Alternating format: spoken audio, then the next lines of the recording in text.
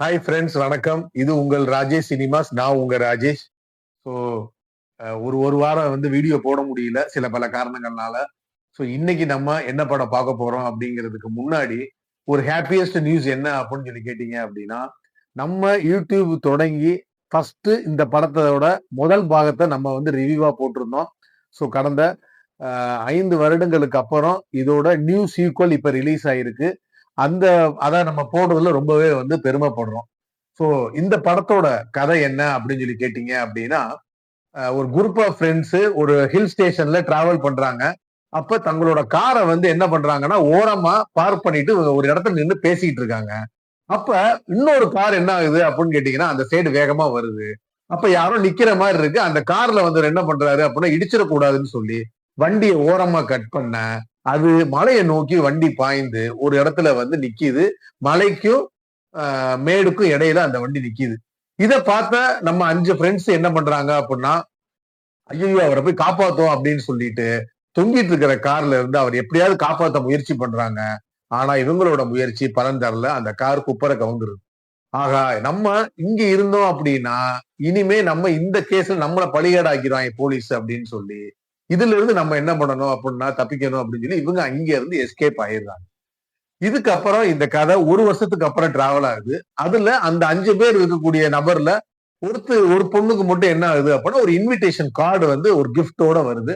அந்த இன்விடேஷன் கார்டை திறந்து பாக்குறப்ப என்ன அப்படின்னு கேட்டீங்கன்னா, I know what you did last summer அப்படின்னு சொல்லி ஓபன் ஆகுது. சோ நம்ம இன்னைக்கு சொல்ல போற படம் என்ன படம் கேட்டீங்கன்னா, I know what you did last summer அப்படிங்கிற படத்தை நம்ம இன்னைக்கு சொல்ல போறோம். சோ இந்த படத்தை பொறுத்த அளவுக்கு என்ன அப்படின்னா, இது ஒரு 90s ஃபேவரட். 90s கிட்ஸ் எல்லாத்துக்குமே இந்த படம் தெரியும். கிட்டத்தட்ட 3 பாகங்கள் வந்துருச்சு. சோ லாஸ்டா பாத்தீங்கன்னா, I still know what you did last summer அப்படிங்கிற படம் 1998ல வந்த படம். சோ அதுக்கப்புறம் கிட்டத்தட்ட பாத்தீங்க அப்படின்னா ஒரு 26 இயர்ஸ்க்கு அப்புறம் இந்த படம் வருது. சோ அதோட சீக்வல் அப்படிங்கறதான் இந்த படம் வருது. இதோட 4th பார்ட்டா இதை வச்சுக்கலாம்.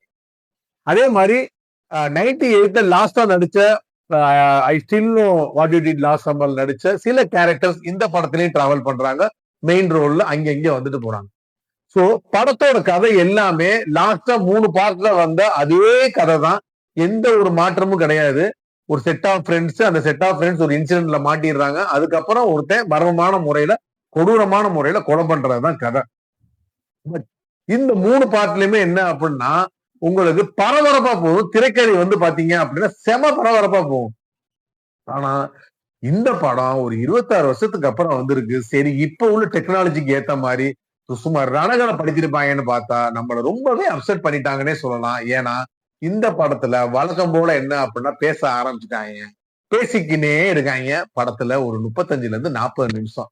அப்பப்ப என்ன அப்படின்னு கேட்டீங்கன்னா, ஏன்னா இது ஒரு ஸ்லாஷர் த்ரில்லர் மூவி. அப்ப என்னன்னா சில சீன்ஸை காமிக்கிறாங்க. பட் அதுவுமே என்ன அப்படின்னு கேட்டு நம்மள மிக என்ன சொல்றது, ஒரு கவனத்தை ஈர்க்கிற மாதிரி கிடையாது.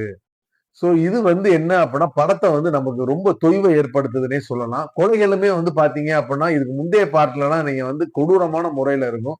ஒரு ரசிக்கும்படியா இருக்கும். பட் இதுல நீங்க பாத்தீங்க அப்படின்னா ரொம்ப சாதாரணமாவே எடுத்திருக்கிற மாதிரி தெரியுது.